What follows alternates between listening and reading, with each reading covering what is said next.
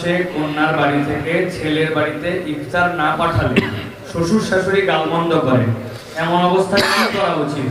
কন্যার বাড়িতে কি ইফতার পাঠানো উচিত? আপনার কাছে জানতে চাই।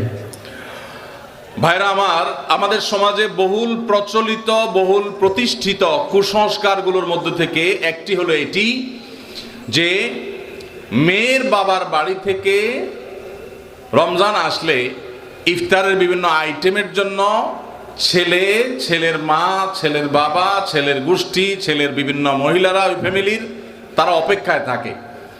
আল্লাহর জমিনে যদি 10টা নিকৃষ্টতম ছোট লোকই থাকে, তার একটা হলো এইটা।